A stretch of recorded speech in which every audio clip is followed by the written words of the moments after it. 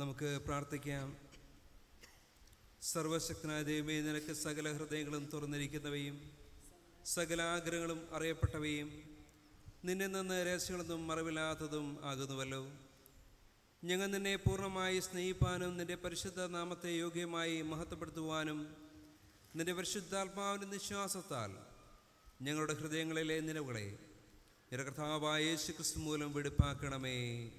ആമേൻ. നമുക്ക് ചേർന്ന് ചൊല്ലാം. അത്യുന്നതങ്ങളെ ദൈവത്തിന് മഹത്വവും, ഭൂമിയിൽ ദൈവപ്രസാദം മനുഷ്യർക്ക് സമാധാനവും ഉണ്ടാകട്ടെ. കർത്താവായ ദൈവമേ, സ്വർഗീയ രാജാവേ, സർവശക്തിയുള്ള പിതാവായ ദൈവമേ, ഞങ്ങൾ നിന്നെ സ്തുതിക്കുന്നു, ഞങ്ങൾ നിന്നെ വാഴ്ത്തുന്നു, ഞങ്ങൾ നിന്നെ വന്ദിക്കുന്നു, ഞങ്ങൾ നിന്നെ മഹത്വപ്പെടുത്തുന്നു. നിന്റെ വലിയ മഹത്വത്തിനായി ഞങ്ങൾ നിനക്ക് സ്തോത്രം ചെയ്യുന്നു. ഏകജാതനായ പുത്രനായ ക്രിസ്തുവാന കർത്താവേ, കർത്താവായ ദൈവമേ, പിതാവിൻ്റെ പുത്ര, ലോകത്തിൻ്റെ പാപത്തെ ചുമക്കുന്നവനെ നീർ പ്രാർത്ഥന കൈക്കൊള്ളണമേ. പിതാവായ ദൈവത്തിൻ്റെ വലത്ത് പാതിരിക്കുന്നവനെ നീറോട് കരുണയുണ്ടാകണമേ. നീ മാത്രമല്ലോ പരിശുദ്ധൻ, നീ മാത്രം കർത്താവ്, മശിയായ നീ മാത്രം പരിശുദ്ധാത്മാവിനോട് കൂടെ പിതാവായ ദൈവത്തിൻ്റെ മഹത്വത്തിൽ മഹോന്നതനാകുന്നു. ആമേൻ. നമ്മുടെ കർത്താവ് പറഞ്ഞ പ്രകാരം ന്യായപ്രമാണത്തിൻ്റെയും പ്രവാചകന്മാരുടെയും ചുരുക്കം. നമ്മുടെ കർത്താവായ യേശു ക്രിസ്തു അരുളിച്ചത് ഇസ്രായേലെ കേൾക്കാൻ. നമ്മുടെ ദൈവമായ കർത്താവ് ഏക കർത്താവാകുന്നു. നിന്റെ ദൈവമായ കർത്താവിനെ നീ പൂർണ്ണ ഹൃദയത്തോടും പൂർണ്ണാത്മാവോടും പൂർണ്ണ മനസ്സോടും പൂർണ്ണ ശക്തിയോടും കൂടെ സ്നേഹിക്കേണ്ടതാകുന്നു. ഇതാകുന്നു ഒന്നാമത്തെ കൽപ്പന. രണ്ടാമത്തേത് അതിനോട് സമം, അതായത് നിന്റെ കൂട്ടുകാരനെ നിന്നെ പോലെ തന്നെ സ്നേഹിക്കണം. ഇവയിൽ വലുതായി വേറൊരു കൽപ്പനയുമില്ല. ഈ രണ്ട് കൽപ്പനകളിൽ സകല ന്യായപ്രമാണവും പ്രവാചകന്മാരും അടങ്ങിയിരിക്കുന്നു. കർത്താവേ, ഞങ്ങളോട് കരുണയുണ്ടായി കൽപ്പന കാപ്പാൻ ഞങ്ങളുടെ ഹൃദയങ്ങളെ ഉണക്കണമേ. കർത്താവിൽ പ്രിയരെ,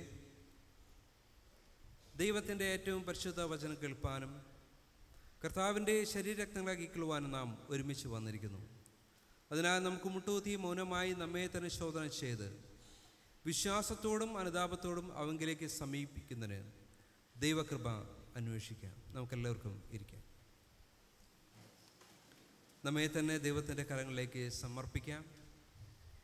കഴിഞ്ഞ ആഴ്ചപ്പെട്ടക്കാലം മുഴുവൻ ദൈവത്തിൻ്റെ അനന്തമായിട്ടുള്ള കൃപ നമ്മോട് കൂടെയിരുന്നു. നമ്മെ അനുഗ്രഹിച്ചു, നമ്മെ പരിപാലിച്ചു, നമ്മെ വഴി നടത്തി. ദൈവം നമ്മോട് വാക്ക് മാറാത്തനും വിശ്വസ്തനുമായിട്ട് കൂടെയായിരുന്നു. എന്നാൽ പലപ്പോഴും നമ്മുടെ ജീവിതത്തിൽ വന്നു പോയിരിക്കുന്ന വീഴ്ചകളെയും കുറവുകളെയും പോരായ്മകളെയും നമുക്ക് ഈ സമയത്ത് ദൈവത്തിന് മുമ്പാകെ ഏറ്റു പറയാം.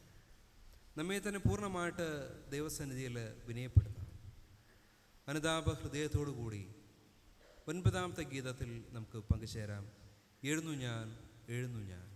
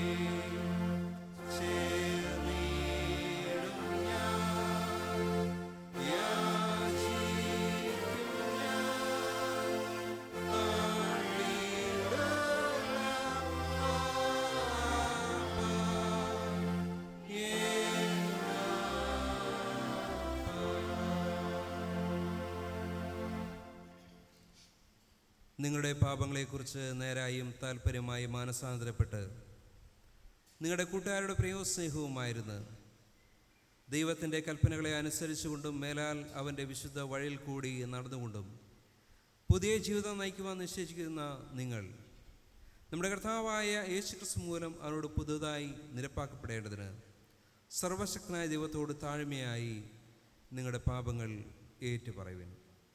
തുടർന്ന് വരുന്ന അനുതാപ പ്രാർത്ഥനയിൽ നമുക്ക് പങ്കുചേരാം. സ്വർഗസ്വപിതാവേ, ഞങ്ങൾ നിനക്കും ഞങ്ങളുടെ ആൾക്കാർക്കും വിരോധമായി പാപം ചെയ്തിരിക്കുന്നു എന്ന് ഏറ്റുപറയുന്നു. ഞങ്ങൾ പ്രകാശത്തിലല്ല ഇരുട്ടിലെത്ര നടന്നിരിക്കുന്നത്. ഞങ്ങൾ കർത്താവിൻ്റെ നാമം ഉച്ചരിക്കുന്നെങ്കിലും ഞങ്ങൾ അനീതി വിട്ടുതന്നിട്ടില്ല. ഞങ്ങളോട് കരുണയുണ്ടാകണമേ. യേശു ക്രിസ്തു നിമിത്തം ഞങ്ങളുടെ സകല പാപങ്ങളും ഞങ്ങളോട് ക്ഷമിക്കണമേ. നിന്റെ പരിശുദ്ധാത്മാവിനെ ഞങ്ങൾ വെടിപ്പാക്കണമേ. ഞങ്ങളുടെ മനസ്സാക്ഷികളെ ഉണർത്തണമേ. മറ്റുള്ളവരോട് ഹൃദയപൂർവ്വം ക്ഷമിപ്രാപ്തി ഞങ്ങൾക്ക് നൽകണമേ. നിന്റെ നാമത്തിന് മഹത്വത്തിനായി ജീവന്റെ പുതുക്കത്തിൽ മേലാൻ നിന്നെ സേവിപ്പാൻ ഞങ്ങൾക്ക് കൃപ നൽകണമെന്ന് നിന്റെ കർത്താവായ യേശു ക്രിസ്തു മൂലം ഞങ്ങൾ അപേക്ഷിക്കുന്നു.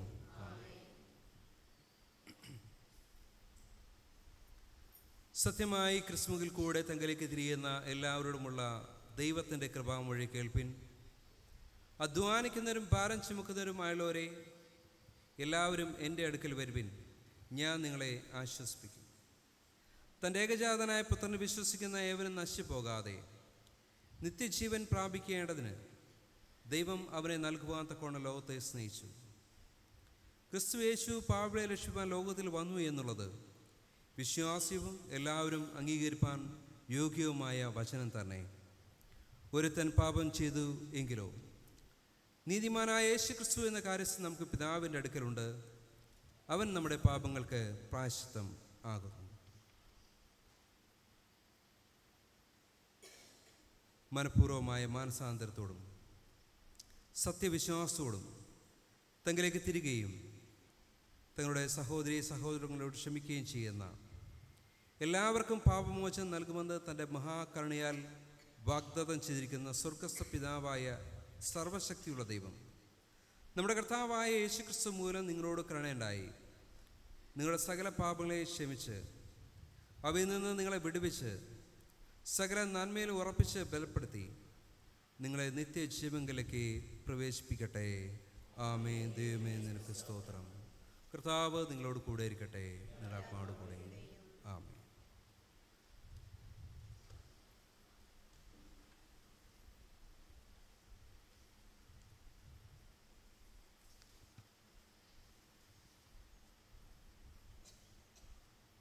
വേദപാഠഭാഗങ്ങൾ വായിച്ചു കേൾക്കുന്നതിന് മുമ്പായി 22-ാം ഗീതത്തിൻ്റെ 1ഉം 2ഉം ശരണങ്ങൾ നമുക്ക് പാടാം. ഗീതം 22. യഹോവയ്ക്ക് നൽകുവിൻ, ബലം തേജസ്സുമേകുവിൻ.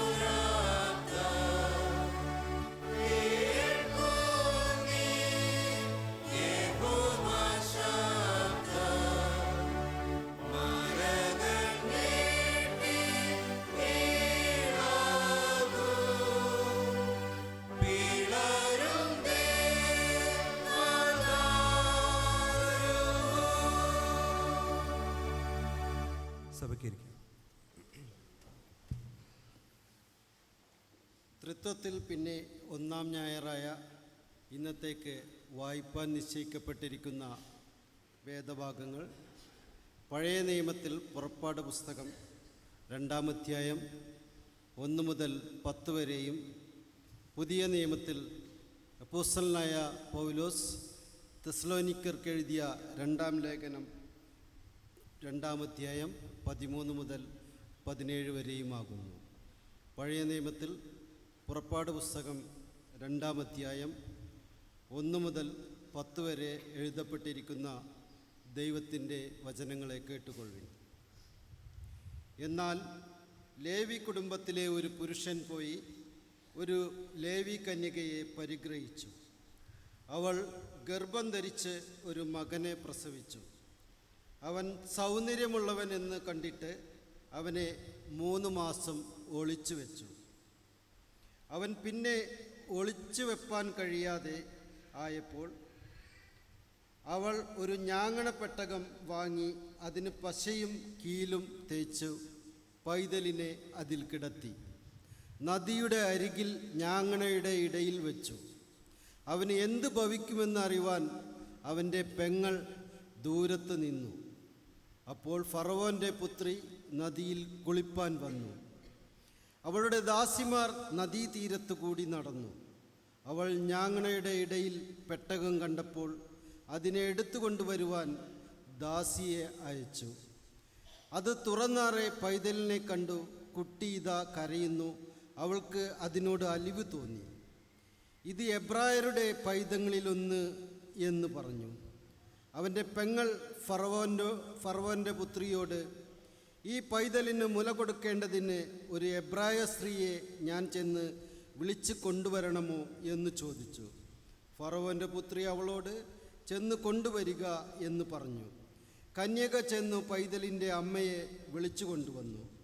ഫറവോൻ്റെ പുത്രി അവളോട്, നീ ഈ പൈതലിനെ കൊണ്ടുപോയി മുല കൊടുത്ത് വളർത്തണം, ഞാൻ നിനക്ക് ശമ്പളം തരാം എന്ന് പറഞ്ഞു. സ്ത്രീ പൈതലിനെ എടുത്തു കൊണ്ടുപോയി മുല കൊടുത്ത് വളർത്തി. പൈതൽ വളർന്ന ശേഷം അവനെ ഫറവോൻ്റെ പുത്രിയുടെ അടുക്കൽ കൊണ്ടുപോയി. അവൻ അവൾക്ക് മകനായി. ഞാൻ അവനെ വെള്ളത്തിൽ നിന്ന് വലിച്ചെടുത്തു എന്ന് പറഞ്ഞ് അവൾ അവന് മോശ എന്ന് പേരിട്ടു. ഇവിടെ പഴയ നിയമ വേദഭാഗം വായിച്ചവസാനിച്ചു.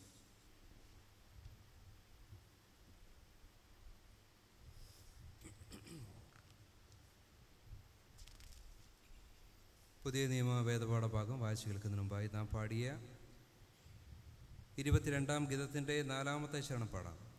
ഇരുന്നാൻ യഹോവയിൽ ചില പ്രളയത്തിനുമേൽ.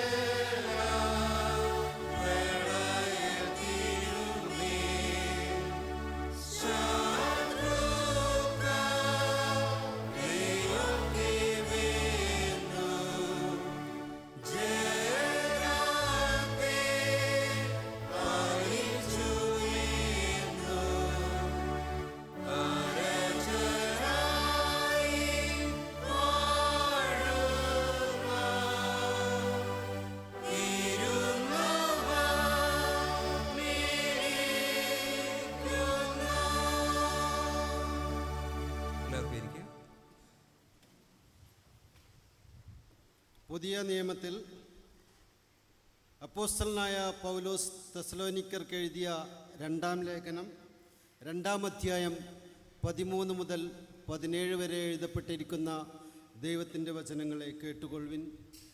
ഞങ്ങളോ കർത്താവിന് പ്രിയരായ സഹോദരന്മാരെ, ദൈവം നിങ്ങളെ ആദ്യം മുതൽ ആത്മാവിൻ്റെ വിശുദ്ധീകരണത്തിലും സത്യത്തിൻ്റെ വിശ്വാസത്തിലും രക്ഷക്കായി തിരഞ്ഞെടുത്തതുകൊണ്ട് നിങ്ങൾ നിമിത്തം ദൈവത്തെ എപ്പോഴും സ്തുതിപ്പാൻ കടംപെട്ടിരിക്കുന്നു. നമ്മുടെ കർത്താവായ യേശുക്രിസ്തുവിൻ്റെ മഹത്വം പ്രാപിപ്പാനല്ലോ അവൻ ഞങ്ങളുടെ സുവിശേഷ ഘോഷണത്താൽ നിങ്ങളെ രക്ഷയ്ക്ക് വിളിച്ചത്. ആകയാൽ സഹോദരന്മാരെ, നിങ്ങൾ ഉറച്ചു നിന്ന് ഞങ്ങൾ വാക്കിനാലോ ലേഖനത്താലോ ഉപദേശിച്ചു തന്ന പ്രമാണങ്ങളെ മുറുകെ പിടിച്ചുകൊള്ളുവിൻ. നമ്മുടെ കർത്താവായ യേശുക്രിസ്തു താനും നമ്മെ സ്നേഹിച്ചു നിത്യാശ്വാസവും നല്ല പ്രത്യാശയും കൃപയാലെ നൽകിയിരിക്കുന്ന നമ്മുടെ പിതാവായ ദൈവവും നിങ്ങളുടെ ഹൃദയങ്ങളെ ആശ്വസിപ്പിച്ച് എല്ലാ നല്ല പ്രവൃത്തിയിലും വാക്കിലും സ്ഥിരപ്പെടുത്തുമാറാകട്ടെ. ഇവിടെ വേദഭാഗങ്ങൾ വായിച്ച് അവസാനിക്കുന്നു.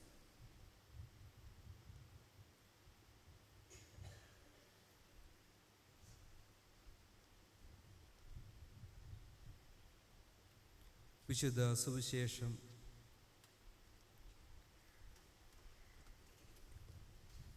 വിശുദ്ധ യോഹന്നാൻ എഴുതിയ സുവിശേഷം 15-ാം അധ്യായം 12 മുതൽ 17 വരെയുള്ള വാക്യങ്ങൾ.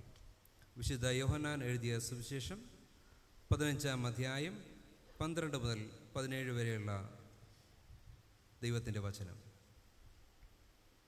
ഞാൻ നിങ്ങളെ സ്നേഹിക്കുന്നത് പോലെ നിങ്ങളും തമ്മിൽ തമ്മിൽ സ്നേഹിക്കണം എന്നാകുന്നു എൻ്റെ കൽപ്പന.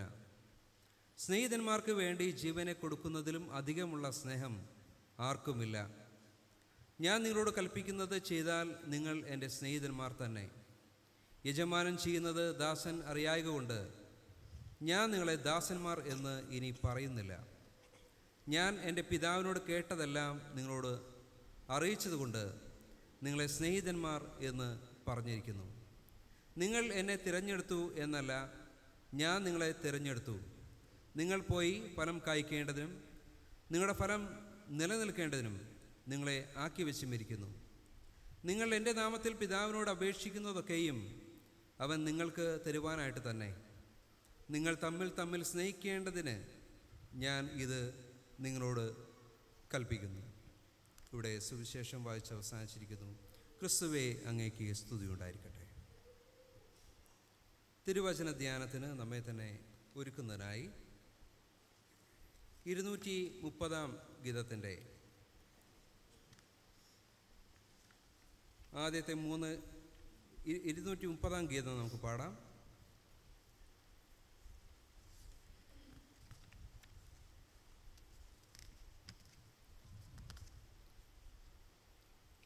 ഗീതത്തിൻ്റെ ആദ്യത്തെ മൂന്ന് ചരണങ്ങൾ. ശാന്തിയെ ആവശ്യം ശിഷ്യന്മാർക്കല്ല.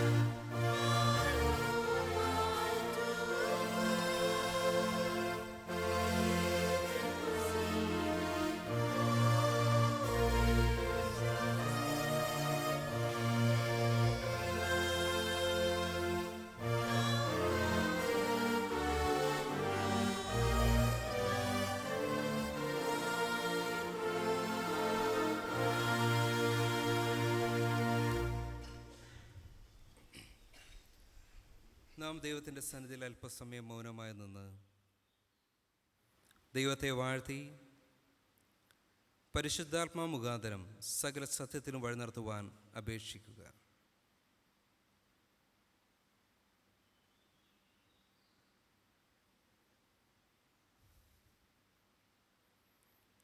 അതിവാത്സല്യമായി ഞങ്ങളെ സ്നേഹിക്കുന്ന സ്വർഗീയ പിതാവേ, ഈ ഒരു വിശുദ്ധ ദിവസത്തിൽ അങ്ങയുടെ ആലയത്തിൽ ഞങ്ങൾക്കായിരിക്കാൻ,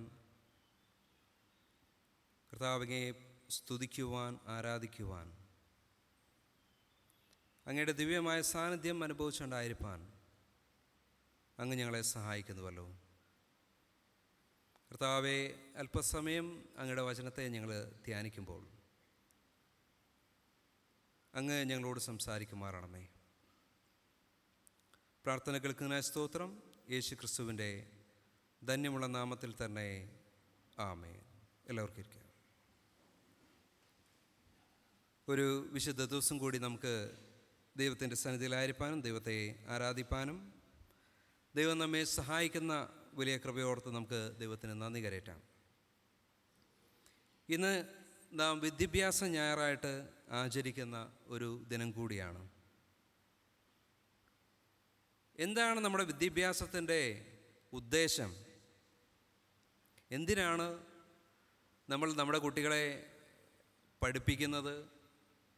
ഇന്നത്തെ എല്ലാവിധമായിട്ടുള്ള നല്ല ആധുനികമായിട്ടുള്ള വിദ്യാഭ്യാസത്തെ അവർക്ക് നൽകുന്നത്? അതിൻ്റെ ഉദ്ദേശം എന്താണ്? അതിൻ്റെ ഉദ്ദേശം എന്ന് പറയുന്നത് വൈജ്ഞാനികമായും അല്ലെങ്കിൽ ഭൗതികമായും ധാർമ്മികമായും സാംസ്കാരികമായും ഉയർന്ന നിലവാരമുള്ള ഒരു സമൂഹത്തെ വാർത്തെടുക്കുക എന്നുള്ളതാണ് വിദ്യാഭ്യാസത്തിൻ്റെ പരമപ്രധാനമായിട്ടുള്ള ഉദ്ദേശം, ലക്ഷ്യം എന്ന് പറയുന്നത്. എല്ലാ രീതിയിലും സാംസ്കാരികമായും ധാർമ്മികമായും വൈജ്ഞാനികമായും ഒക്കെ വളരെ ഉയർന്ന നിലവാരം പുലർത്തുന്ന ഒരു സമൂഹം, ആ സമൂഹത്തെ രൂപപ്പെടുത്തുക എന്നുള്ളതാണ്. അപ്പോൾ ഈ ഒരു വിദ്യാഭ്യാസത്തിൻ്റെ ഔട്ട്കം എന്ന് പറയുന്നത് ഈ ഒരു ഉയർന്ന നിലവാരമാണ്. ഹൈ ക്വാളിറ്റിയുള്ള ഒരു സമൂഹത്തെ അല്ലെങ്കിൽ വ്യക്തികളെ വാർത്തെടുക്കുക എന്നുള്ളതാണ്. കർത്താവായ യേശു ക്രിസ്തുവിന്, പ്രത്യേകിച്ച് ഇന്നത്തെ സുവിശേഷം വായിക്കുമ്പോഴും യേശുവും ശിഷ്യന്മാരും തമ്മിലുള്ള ഒരു സംഭാഷണത്തെയാണ് നമുക്ക് കാണുവാനായിട്ട് സാധിക്കുന്നത്. ഇന്നത്തെ ദിവസത്തിൽ വളരെ റിലവൻ്റായിട്ടുള്ള ഒരു ടെസ്റ്റാണ് ഇന്നത്തെ സുവിശേഷം. വിദ്യാഭ്യാസ ഞായറായിട്ട് നമ്മളിന്ന് ആചരിക്കുമ്പോൾ യേശു ഗുരുവാണ്, അതുപോലെ തന്നെ യേശുവിനെ അനുഗമിക്കുന്നവർ ശിഷ്യന്മാരാണ്. അപ്പോൾ അവരോടുള്ള യേശുവിൻ്റെ ഒരു സമീപനം, യേശു എങ്ങനെയാണ് അവരെ വാർത്തെടുക്കുന്നത് എന്നത് ഇന്നത്തെ കാലഘട്ടത്തിൽ വളരെ ഇമ്പോർട്ടൻ്റ് ആയിട്ടുള്ള, സിഗ്നിഫിക്കൻ്റ് ആയിട്ടുള്ള ഒന്നാണ്. യേശു പറയുന്നത്, നിങ്ങളെ ഞാൻ വാർത്തെടുക്കുന്നത് നിങ്ങൾ അധികം ഫലം കായ്ക്കുന്നതിന് വേണ്ടിയിട്ടാണ്. വളരെ ഫ്രൂട്ട്ഫുള്ളായിട്ടുള്ള ഒരു കമ്മ്യൂണിറ്റിയായിട്ട് നിങ്ങൾ ഉയർന്നു വരുന്നതിന് വേണ്ടിയിട്ടാണ് ഞാൻ ഇതെല്ലാം നിങ്ങളോട് പറയുന്നത്. ഞാൻ നിങ്ങളെ സ്നേഹിച്ചത് അതിന് വേണ്ടിയിട്ടാണ്, നിങ്ങൾ ഫലം കായ്ക്കുന്നതിന് വേണ്ടിയിട്ട്. ഫലം കായ്ക്കുന്നതിന് വേണ്ടി മാത്രമല്ല, നിങ്ങൾ അധികം ഫലം കായ്ക്കുന്നതിന് വേണ്ടിയിട്ടാണ് ഈ വാക്കുകൾ നിങ്ങളോട് പറയുന്നത് എന്ന് യേശു പറയുന്നു. ഇപ്പോൾ ഈ ഒരു ഭാഗത്ത് നമ്മൾ പഠിക്കുന്ന സമയത്ത് വളരെ വ്യത്യസ്തമായിട്ടുള്ളൊരു സമീപനം, ഇതുവരെ ഗുരുവും ശിഷ്യനും തമ്മിലുണ്ടായിരുന്ന ബന്ധത്തിൽ നിന്നും വളരെ വ്യത്യസ്തമായിട്ടുള്ള ഒരു പുതിയ സമീപനം, പുതിയൊരു മോഡൽ, അതാണ് നമുക്ക് യേശു ക്രിസ്തുവിലൂടെ കാണുവാനായിട്ട് സാധിക്കുന്നത്. ഇതുവരെ യഹൂദ സമൂഹം മനസ്സിലാക്കിയിരുന്ന ഗുരുവും ശിഷ്യനും തമ്മിലുള്ള ബന്ധത്തിന് വിപരീതമായിട്ടുള്ള ഒരു പുതിയ ബന്ധത്തെക്കുറിച്ചാണ് യേശു പറയുന്നത്. യേശു പറയുന്നത്, നിങ്ങൾ ദാസരല്ല, മറിച്ച് നിങ്ങൾ എൻ്റെ സ്നേഹിതരാണ്. ഇപ്പം എങ്ങനെയായിരുന്നു യേശുവിൻ്റെ കാലത്തുള്ള ഗുരുവും ശിഷ്യനും തമ്മിലുള്ള ബന്ധം? അന്ന് ഈ യഹൂദന്മാരുടെ ഇടയിൽ ഗുരുവിനെ അവർ വിളിക്കുന്ന പേര് റബ്ബി എന്നാണ്, റബ്ബി. അപ്പോൾ ഈ ഗുരു എന്ന് പറയുന്നത് ഗുരുവിനെ എപ്പോഴും ഉള്ളൊരു വലിയ ഇമ്പോർട്ടൻസ് എന്ന് പറയുന്നത് റബ്ബനിക് അതോറിറ്റിയാണ്. അവരുടെ അതോറിറ്റിയെ ചോദ്യം ചെയ്യാനായിട്ട് പാടില്ല. അവർ പഠിച്ചിരിക്കുന്നത് തോറയും മിഷ്നയും തൽമൂദും അങ്ങനെയുള്ള ഈ യഹൂദ ന്യായപ്രമാണം അതിനോടനുബന്ധിച്ച കാര്യങ്ങളെല്ലാം പഠിച്ച് തികഞ്ഞവരാണ് ഈ റബ്ബിമാർ. അതുകൊണ്ട് തന്നെ അവരുടെ വസ്ത്രധാരണവും എല്ലാം തന്നെ അവർ ഒരു സമൂഹത്തിൽ അവരുടെ ഒരു വലിയ സ്റ്റാറ്റസ് ഉയർത്തി കാണിക്കുന്നവയാണ്. അപ്പോൾ അത്തരത്തിലുള്ള അതൊക്കെയും സൂചിപ്പിക്കുന്നത് അവരുടെ അതോറിറ്റിയാണ്, അവരുടെ ആധികാരികതയാണ് അതൊക്കെ സൂചിപ്പിക്കുന്നത്. അത്തരത്തിൽ എല്ലാവരാലും ബഹുമാനിക്കപ്പെടുകയും എല്ലാവരാലും ബഹുമാനിക്കുകയും ആദരിക്കുകയും ചെയ്യപ്പെടേണ്ടവരാണ് യഥാർത്ഥത്തിൽ ഈ ഗുരു എന്ന് പറയുന്നത്. ഇപ്പോൾ ഈ ഗുരുവിൻ്റെ എല്ലാ വാക്കുകളും ആധികാരികമായിട്ട് എടുക്കേണ്ടതാണ്, അത് സ്വീകരിക്കേണ്ടതാണ്, അംഗീകരിക്കേണ്ടതാണ്, അത് ചോദ്യം ചെയ്യാതെ അനുസരിക്കപ്പെടേണ്ടതാണ്. അതാണ് ഈ ഗുരുവിൻ്റെ റബ്ബിയുടെ അതോറിറ്റി എന്ന് പറയുന്നത്. അപ്പോൾ ശിഷ്യൻ എങ്ങനെയാണ് ഗുരുവിൽ നിന്ന് പഠിക്കേണ്ടത് എന്ന് നമ്മൾ അന്നത്തെ കാലഘട്ടത്തിൽ മനസ്സിലാക്കുന്ന സമയത്ത് ഈ ഗുരുവിനോട് ചേർന്ന് നിന്ന് ഈ ഗുരുവിൻ്റെ കൂടെ നടന്ന് ഗുരു പറയുന്ന കാര്യങ്ങൾ, ഗുരു ചെയ്യുന്ന കാര്യങ്ങൾ ഒക്കെ നോക്കിയും കണ്ടും ഗുരുവിനെ പഠിക്കണം. ഇപ്പോൾ ഗുരുവിനെയാണ് പഠിക്കുന്നത്, ഗുരുവിൽ നിന്നാണ് പഠിക്കുന്നത്. ഇപ്പോൾ ഗുരുവിനെ ബഹുമാനിച്ചുകൊണ്ട്, ഗുരുവിനെ ആദരിച്ചുകൊണ്ട്, ഗുരുവിനെ ചോദ്യം ചെയ്യാതെ അനുസരിച്ചുകൊണ്ട്, ഗുരുവിനെ സേവിച്ചുകൊണ്ട്, ഗുരുവിന് വേണ്ടുന്ന എല്ലാവിധമായിട്ടുള്ള സേവനങ്ങളും ചെയ്യണം. എന്താണോ ശിഷ്യനോട് കൽപ്പിക്കുന്നത് അതൊക്കെ എന്ത് ചെയ്യണം? ശിഷ്യൻ അനുസരിക്കണം. ശിഷ്യൻ ഒരു സേവകനായിട്ട് ഗുരുവിനോട് കൂടെ ഇരിക്കണം. ഇപ്പോൾ നമ്മുടെ ഇന്ത്യൻ കൾച്ചറിലും ഇത് വളരെ ഇമ്പോർട്ടൻ്റ് ആണ്. നമുക്കറിയാം, മാതാ പിതാ ഗുരു ദൈവം എന്ന് നമ്മൾ പറയാറുണ്ട്. മാതാവ് പിതാവിനെ കാണിക്കുന്നു, പിതാവ് ഗുരുവിനെ കാണിച്ചു തരുന്നു, ഗുരു ഈശ്വരനെ കാണിക്കുന്നു, ദൈവത്തെ കാണിക്കുന്നു. അപ്പോൾ ഇതുപോലത്തെ മാതാവിനെയും പിതാവിനെയും ബഹുമാനിക്കുന്നത് പോലെ ഗുരുവിനെ ബഹുമാനിക്കണം എന്നൊരു ചട്ടമുണ്ടായിരുന്നു, അനുസരിക്കണം എന്നുള്ള ഒരു ചട്ടമുണ്ടായിരുന്നു. ഗുരുവിനെ അനുസരിക്കാത്തവനെ ഭയങ്കരമായിട്ടുള്ള ശിക്ഷകൾ, കടുത്ത ശിക്ഷകൾ നൽകിയിരുന്നു. ഗുരുവിനെ അനുസരിക്കാത്തവന് പിന്നീട് തൻ്റെ പഠനം മുന്നോട്ട് കൊണ്ടുപോകാനായിട്ട് സാധിച്ചിരുന്നില്ല. അപ്പം ഇത്തരത്തിലൊക്കെ വളരെ അതോറിറ്റിയുള്ള ഒരു സ്ഥാനമാണ് ഗുരു എന്ന് പറയുന്നത്.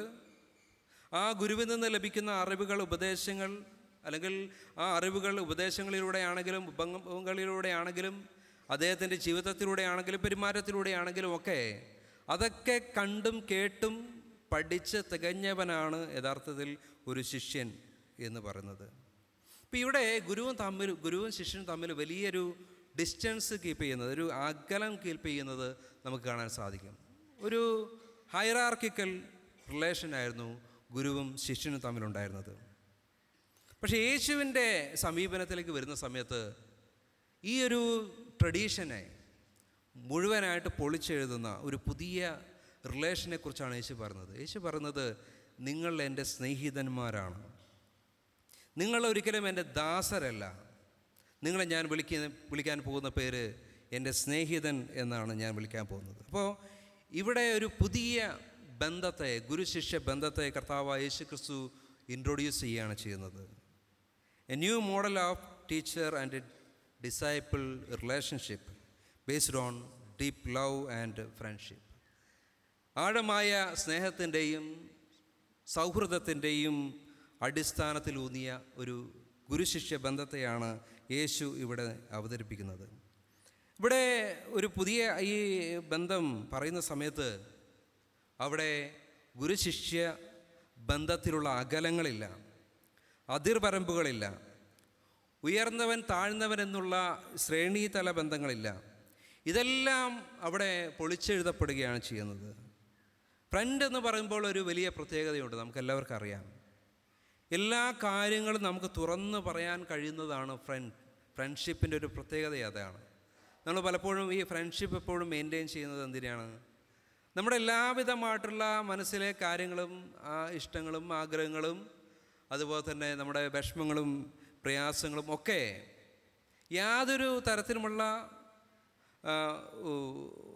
യാതൊരു മറയുമില്ലാതെ പരസ്പരം പങ്കുവയ്ക്കുന്നതിനും ഷെയർ ചെയ്യുന്നതിനും അതിൽ ആശ്വാസം കണ്ടെത്തുന്നതിനും സമാധാനിക്കുന്നതിനും ഒക്കെയാണ് ഫ്രണ്ട്ഷിപ്പ് എന്ന് പറയുന്നത്. എന്നാൽ ഈ ഒരു ബന്ധം ആദ്യ കാലഘട്ടത്തിലെ ഗുരുശിഷ്യ ബന്ധത്തിലുണ്ടായിരുന്നില്ല. എന്നാൽ യേശു പറയാണ്, നിങ്ങൾ എൻ്റെ സ്നേഹിതന്മാരാണ്, ഞാൻ നിങ്ങളുടെ ഒരു ഗുഡ് ഫ്രണ്ടാണ്. എപ്പോഴും നിങ്ങൾക്ക് എൻ്റെ അടുത്ത് വരാം, എപ്പോഴും നിങ്ങൾക്ക് എന്നോട് സംസാരിക്കാം, എപ്പോഴും നിങ്ങൾക്ക് നിങ്ങളുടെ മനസ്സ് തുറന്ന് എന്നോട് പറയാം. അവിടെ വലിയവൻ ചെറിയവൻ എന്നുള്ള യാതൊരു വിഭാഗീയതയുമില്ല, യാതൊരു തരത്തിലുള്ള അതിർവരമ്പുകളില്ല. അതെല്ലാം മാറ്റിക്കൊണ്ട് ഞാനെല്ലാം നിങ്ങൾക്ക് പറഞ്ഞു തരികയാണ്. യേശു പറഞ്ഞു, ഞാനൊന്നും നിങ്ങൾക്ക് മറച്ചു വയ്ക്കുന്നില്ല. ഇവിടെ പിതാവ് എനിക്ക് പറഞ്ഞു തന്ന എല്ലാ കാര്യങ്ങളും ഞാൻ നിങ്ങൾക്ക് പറഞ്ഞു തരികയാണ്, ഞാൻ നിങ്ങൾക്ക് നൽകുകയാണ്. ഈ ഗുരുശിഷ്യ ബന്ധത്തിൽ പഴയ കാലത്തുള്ള ഒരു പ്രത്യേകത എന്ന് പറയുന്നത് നമുക്കെല്ലാവർക്കും അറിയാം. എല്ലാ ഗുരുക്കന്മാരും അവർ പഠിപ്പിച്ചു കൊടുക്കുമ്പോൾ, ഒരുപാട് പാഠങ്ങൾ പഠിപ്പിച്ചു കൊടുക്കുന്ന സമയത്ത് ചില പാഠങ്ങൾ അവർ ശിഷ്യന് പഠിപ്പിച്ചു കൊടുക്കില്ല. അത് അവരുടെ മാത്രമായിട്ട്, അവരുടെ കുത്തകയായിട്ട് മാത്രം അത് മറച്ചു വയ്ക്കാറുണ്ട്. അത് അവർ മാത്രമേ ആ ഒരു അടവ്, ഈ 18ാമത്തെ അടവ് എന്ന് പറയുന്നത് പോലെ, ഈ ഗുരുവിനെ മാത്രം അറിയുന്ന ചില കാര്യങ്ങളുണ്ട്, അത് ശിഷ്യന്മാർക്ക് വെളിപ്പെടുത്താറില്ല. എന്നാൽ യേശു ഇവിടെ പറയുന്നത്, ഞാൻ നിങ്ങൾക്കെല്ലാം വെളിപ്പെടുത്തുകയാണ്, എൻ്റെ ഉള്ളിൽ ഇനി ഒന്നും മറവായിട്ടില്ല, എല്ലാം ഞാൻ നിങ്ങൾക്ക് വെളിപ്പെടുത്തിയിരിക്കുന്നു, നിങ്ങൾ എൻ്റെ സ്നേഹിതന്മാരാണ് എന്ന് പറയണം. അപ്പോൾ ഇവിടെ യേശുവിൻ്റെ ഒരു ജെനുവിൻ ക്യാരക്ടർ, റിലേഷൻഷിപ്പ്, അതാണ് നമുക്കിവിടെ കാണുവാനായിട്ട് സാധിക്കും. യേശു നമ്മോട് പറയുന്നത് ഇതാണ്, ഞാൻ നിങ്ങളുടെ ഏറ്റവും അടുത്ത സ്നേഹിതനാണ്. സങ്കീർത്തനത്തിൽ പറയുന്നത് പോലെ കഷ്ടങ്ങളിൽ ഏറ്റവും അടുത്ത തുണയായിരിക്കുന്നു. ഇപ്പോൾ യേശു പറയുന്ന ഫ്രണ്ട് എന്ന് പറയുമ്പോൾ നമ്മോട് കൂടെ എപ്പോഴും ഇരിക്കുന്ന ഫ്രണ്ട്, ഞാൻ എല്ലാ നാളും നിങ്ങളോട് കൂടെയുണ്ട് എന്ന് പറയുന്ന യഥാർത്ഥ സൗഹൃദം. പലപ്പോഴും ഇന്നത്തെ കാലഘട്ടത്തിൽ സൗഹൃദത്തെക്കുറിച്ച് നമ്മൾ മനസ്സിലാക്കുന്ന സമയത്ത് പലപ്പോഴും ഞാൻ പറഞ്ഞിട്ടുള്ളതാണ്, ഫ്രണ്ട് ഇൻ ഡീഡ് എന്ന് നമ്മൾ പറയാറുണ്ട്. നമ്മുടെ ആവശ്യത്തിൽ ഉപകരിക്കുന്ന ഫ്രണ്ടാണ് യഥാർത്ഥത്തിൽ ഫ്രണ്ട് എന്ന് പറയുന്നത്. യേശു പറയുന്നത്, ഞാൻ എല്ലാ കാലത്തും നിങ്ങളോട് കൂടെയുണ്ട്. യേശു പറയുകയാണ്, എത്ര ആശ്വാസകരമായിട്ടുള്ള വചനങ്ങൾ കർത്താവ് നമ്മോട് പറഞ്ഞിട്ടുണ്ട്. അധ്വാനിക്കുന്നവരും ഭാരം ചുമക്കുന്നവരുമായുള്ളവരെ എല്ലാവരും എൻ്റെ അടുക്കൽ വരുവിൻ, ഞാൻ നിങ്ങളെ ആശ്വസിപ്പിക്കും. ഇപ്പം യേശു നമ്മോട് പറയുന്ന സാന്ത്വനത്തിൻ്റെ വചനങ്ങളെന്ന് പറയുന്നത് നമ്മെ സ്പർശിക്കുന്ന വചനങ്ങളാണ്, നമ്മുടെ ഹൃദയങ്ങളെ തൊട്ടറിയുന്ന വചനങ്ങളാണ് യേശു പറയുന്നത്. ആ യേശു ക്ഷേമകാലത്ത് മാത്രമല്ല നമ്മോട് കൂടെ ഇരിക്കുന്നത്, നമ്മുടെ ആപത്തുകളിലും നമ്മുടെ പ്രയാസങ്ങളിലും നമ്മുടെ കഷ്ടങ്ങളിലും നമ്മോട് ഏറ്റവും അടുത്ത തുണയായിട്ട് ഇരിക്കുന്ന ദൈവമാണ്. അപ്പോൾ ഇതാണൊരു ഫ്രണ്ടിൻ്റെ ക്വാളിറ്റി എന്ന് പറയുന്നത്. എപ്പോഴും നമ്മോട് കൂടെ ഇരിക്കുന്ന, നമ്മുടെ എല്ലാവിധമായിട്ടുള്ള പ്രയാസങ്ങളെയും അറിയുന്ന, നമ്മുടെ എല്ലാ ദുഃഖത്തിലും വീഴ്ചയിലും താഴ്ചയിലും നമ്മോട് കൂടെ ഇരിക്കുന്നവനാണ് യഥാർത്ഥ ഫ്രണ്ട്. ഇന്നത്തെ കാലഘട്ടത്തിൽ ഈ ഫ്രണ്ട്ഷിപ്പ് തിരഞ്ഞു പോകുന്ന ആളുകൾ ഫ്രണ്ട്ഷിപ്പും തിരഞ്ഞെടുക്കുന്നത് ഫ്രണ്ടിൻ്റെ പോക്കറ്റിൻ്റെ അല്ലെങ്കിൽ പേഴ്സിൻ്റെ ശക്തി നോക്കിയിട്ടാണ്. എത്രത്തോളം അവന് സാമ്പത്തികമായിട്ടുണ്ട്, എത്രത്തോളം അവന് ഭൗതികമായിട്ടുണ്ട്, എത്രത്തോളം അവന് കഴിവുണ്ട് എന്നൊക്കെ നോക്കിക്കൊണ്ട് ഫ്രണ്ട്സിനെ തിരഞ്ഞെടുക്കുന്ന ആളുകളെ ഇന്ന് നമുക്ക് കാണാൻ സാധിക്കും. അപ്പോൾ യഥാർത്ഥ ഫ്രണ്ട് എന്ന് പറയുന്നത് നമ്മുടെ എല്ലാ കാലത്തും നമ്മോട് കൂടെ ഇരിക്കുന്നവനാണ് ഫ്രണ്ട് എന്ന് പറയുന്നത്. അപ്പോൾ യേശു നമുക്ക് വാഗ്ദാനം ചെയ്യുന്ന ആ ഒരു സൗഹൃദം എന്ന് പറയുന്നത് എപ്പോഴും നിങ്ങളോട് കൂടെ ഇരിക്കും എന്ന് പറയുന്ന കർത്താവിൻ്റെ ആ വലിയ വാഗ്ദാനമാണ്. നല്ല സുഹൃത്താണ്, ഓണസ്റ്റി ആൻഡ് ട്രസ്റ്റ് വർത്തി. കർത്താവ് യേശു ക്രിസ്തു നമ്മുടെ നമുക്ക് കാണിച്ചുന്ന മാതൃക ഇതാണ്, ഏറ്റവും സത്യസന്ധതയും വിശ്വസ്തതയും. ഇന്ന് പലപ്പോഴും നമ്മുടെ ഫ്രണ്ട്ഷിപ്പിൽ ഇല്ലാതെ പോകുന്നത് അതാണ്. നമ്മുടെ ജീവിതത്തിൽ ഒരുപാട് കാര്യങ്ങളുണ്ട്, നമ്മുടെ ജീവിതത്തിലുള്ള ഫ്രണ്ട്ഷിപ്പിൽ നമ്മൾ ഷെയർ ചെയ്യുന്ന ഒരുപാട് പ്രശ്നങ്ങളുണ്ട്, നമ്മുടേതായിട്ടുള്ള സ്വകാര്യത നിറഞ്ഞ ഒരുപാട് കാര്യങ്ങൾ. ഇതൊക്കെ ഒരു പക്ഷേ നമ്മൾ ഫ്രണ്ട്ഷിപ്പിൽ അവരോടായിരിക്കും നമ്മൾ പറയുന്നത്. എന്നാൽ ആ ഓണസ്റ്റി കീപ്പ് ചെയ്യാനായിട്ട് സാധിക്കണം. അതായത് കോൺഫിഡൻഷ്യാലിറ്റി, അതായത് എൻ്റെ ഫ്രണ്ട് എന്നോട് അവൻ്റെ ആ പ്രയാസത്തിൽ മനോവിഷമത്തിൽ പറഞ്ഞിരിക്കുന്ന കാര്യങ്ങൾ അത് സൂക്ഷിക്കുവാനായിട്ട്, അത് മറ്റൊരു ആളോട് പറയാതെ, അത് മറ്റുള്ള ആൾക്കാർക്ക് ചിരിക്കാനോ അല്ലെങ്കിൽ കുറ്റം പറയാനോ ഉള്ള വകയുണ്ടാക്കാതെ അതെപ്പോഴും ആയിരിക്കണം യഥാർത്ഥ ഫ്രണ്ട് എന്ന് പറയുന്നത്. അപ്പോൾ ഈ ഹോണസ്റ്റി ആൻഡ് ട്രസ്റ്റ് വർത്തി ഇതൊക്കെ കർത്താവായ യേശുക്രിസ്തു നമുക്ക് നൽകുന്ന വലിയ ഉറപ്പുകളാണ്. ഈ ഒരു ഗുഡ് ഫ്രണ്ടിൻ്റെ ക്വാളിറ്റിയാണ് കർത്താവ് നമുക്ക് കാണിച്ചു തരുന്നത്. കർത്താവ് നമ്മുടെ വീഴ്ചയിൽ, നമ്മുടെ പ്രയാസത്തിൽ നമ്മുടെ കൂടെ ഇരിക്കുന്നവനാണ്. ഇപ്പോൾ പലപ്പോഴും പല ഫ്രണ്ട്സും, നമ്മുടെ ഒരുപാട് ഫ്രണ്ട്സുകളുണ്ടാകും. നല്ല ഫ്രണ്ട്സ് ഉണ്ടാകും, അതുപോലെ തന്നെ നമുക്ക് മോശമായിട്ടുള്ള ഫ്രണ്ട്സ് ഉണ്ടാകും. മോശമായിട്ടുള്ള ഫ്രണ്ട്സ് എന്ന് പറയുന്നത് നിങ്ങളുടെ നെഗറ്റീവ് വശങ്ങളെ മാത്രം ഹൈലൈറ്റ് ചെയ്യുന്ന ആരെങ്കിലും ഉണ്ടെങ്കിൽ അവരാണ് ഈ മോശമായിട്ടുള്ള ഫ്രണ്ട് എന്ന് പറയുന്നത്. പക്ഷേ നല്ല ഫ്രണ്ട്സ് എന്ന് പറയുന്നത് നിങ്ങളുടെ ഈ മോശമായിട്ടുള്ള വശങ്ങളെ കാണുന്നു എങ്കിൽ പോലും അതിനോട് കൂടെ നിങ്ങളെ സ്നേഹിക്കുന്നവനാണ്. നിങ്ങളുടെ പോരായ്മകളെയും നിങ്ങളുടെ കുറവുകളെയും ഒക്കെ അറിഞ്ഞുകൊണ്ട് നിങ്ങളെ സ്നേഹിക്കുന്ന, നിങ്ങളെ കരുതുന്ന, നിങ്ങളെ പ്രോത്സാഹിപ്പിക്കുന്ന, നിങ്ങളെ ശക്തീകരിക്കുന്നവനാണ് യഥാർത്ഥ ഫ്രണ്ട് എന്ന് പറയുന്നത്. എന്നാൽ അതേ സമയത്ത് നിങ്ങളുടെ ഏതെങ്കിലും വീഴ്ചയിലും നിങ്ങളുടെ ഏതെങ്കിലും പ്രയാസത്തിൽ നിങ്ങളെ കുറ്റപ്പെടുത്തുകയും നിങ്ങളെ അല്ലെങ്കിൽ ഏതെങ്കിലും രീതിയിൽ അതിനെ തളർത്താനായിട്ട് ശ്രമിക്കുകയും ചെയ്യുന്ന ആളെന്ന് പറയുന്നത് നോട്ട് എ ഗുഡ് ഫ്രണ്ട് എന്നുള്ളതാണ് നമ്മൾ മനസ്സിലാക്കേണ്ടത്. അവർ പലപ്പോഴും പറയും ഞാൻ നല്ല ഫ്രണ്ടാണ് എന്ന് പറയുമ്പോഴും അവരുടെ ഇത്തരത്തിലുള്ള പെരുമാറ്റത്തിലൂടെ നല്ല ഫ്രണ്ടാണോ മോശം ഫ്രണ്ടാണോ എന്ന് നമുക്ക് തിരിച്ചറിയുവാനായിട്ട് സാധിക്കും. അപ്പോൾ ഇവിടെയൊക്കെ കർത്താവായ യേശുക്രിസ്തു നമ്മോട് എന്താണ് പറയുന്നത്? ചതഞ്ഞ ഓട ഞാൻ ഓടിക്കുകയില്ല, പുകയുന്ന തിരി ഞാൻ കെടുത്തുകയില്ല. ദൈവം നമുക്ക് നൽകുന്ന വലിയൊരു വാഗ്ദാനം അതാണ്. നമ്മുടെ ജീവിതത്തിൽ തകർന്നിരിക്കുന്ന, തളർന്നിരിക്കുന്ന അവസ്ഥയിൽ, അല്ലെങ്കിൽ നമ്മുടെ ബലഹീനതകളിൽ, നമ്മുടെ പോരായ്മകളിൽ ഒക്കെ നമ്മെ ഉപേക്ഷിക്കുന്നവനല്ല, നമ്മളെ തളർത്തുന്നവനല്ല, മറിച്ച് നമ്മെ ശക്തീകരിക്കുകയും നമ്മെ ബലപ്പെടുത്തുകയും ചെയ്യുന്നവനാണ് ഈ കർത്താവായ യേശുക്രിസ്തു. അതൊരു ഗുഡ് ഫ്രണ്ടിൻ്റെ ഒരു വലിയ ക്വാളിറ്റി ആയിട്ട് നമുക്ക് കാണുവാനായിട്ട് സാധിക്കും. അപ്പോൾ ഈ ഒരു നല്ല ക്വാളിറ്റി കർത്താവായ യേശുക്രിസ്തു നമുക്ക് കാണുവാനായിട്ട് സാധിക്കും. അപ്പോൾ ഇവിടെ സ്നേഹിതൻ എന്ന് യേശു പറയുമ്പോൾ ഞാനും നിങ്ങളും സ്നേഹിതന്മാരാണെന്ന് പറയുമ്പോൾ ഒരു മ്യൂച്വൽ റെസ്പെക്റ്റ് കൂടി നമുക്കവിടെ കാണാനായിട്ട് സാധിക്കും. ഇത് റെസ്പെക്റ്റ് എന്ന് പറയുന്നത് നമ്മുടെ ഇന്നത്തെ സമൂഹത്തിൽ വളരെ പ്രധാനപ്പെട്ടൊരു കാര്യമാണ്. റെസ്പെക്റ്റ് ദ അതേഴ്സ്, മറ്റുള്ളവരെ റെസ്പെക്റ്റ് ചെയ്യുക, മറ്റുള്ള വ്യക്തിയെ ബഹുമാനിക്കുക, വ്യക്തിത്വത്തെ ബഹുമാനിക്കുക എന്ന് പറയുന്നത് ഒരു വലിയ ക്വാളിറ്റിയാണ്. ആ ക്വാളിറ്റി ഉണ്ടെങ്കിൽ മാത്രമാണ് നല്ലൊരു ഫ്രണ്ടായിട്ട് മാറാനായിട്ട് സാധിക്കുകയുള്ളൂ. ഇപ്പോൾ യേശു പറയുന്നത് ഞാൻ നിങ്ങളുടെ നല്ല ഫ്രണ്ടാണെന്ന് പറയുമ്പോൾ യേശു കാണിക്കുന്നത് ഒരു വലിയ ക്വാളിറ്റിയാണ്. അതായത് ഈ മനുഷ്യരായിട്ടുള്ള എല്ലാവരെയും റെസ്പെക്റ്റ് ചെയ്യാനും ബഹുമാനിക്കാനും അവനെ ഉൾക്കൊള്ളുവാനുമായിട്ടുള്ള ഒരു വിശാലതയും കർത്താവ് അവിടെ കാണിക്കുന്നത് നമുക്ക് കാണുവാനായിട്ട് സാധിക്കും. യേശു പിന്നെ അവരോട് പറയുന്നത് നിങ്ങൾ എൻ്റെ ഫ്രണ്ടാണ്, നിങ്ങൾക്ക് എന്നിൽ നിന്നും ഒരുപാട് കാര്യങ്ങൾ പഠിക്കുവാനായിട്ട് സാധിക്കും. ഞാൻ പിതാവിൽ നിന്ന് എനിക്ക് ലഭിച്ചതെല്ലാം നിങ്ങൾക്ക് നൽകുന്നു. അതുകൊണ്ട് നിങ്ങൾ ചെയ്യേണ്ടത് ഞാൻ നിങ്ങളെ സ്നേഹിച്ചതുപോലെ മറ്റുള്ളവരെയും സ്നേഹിക്കുക.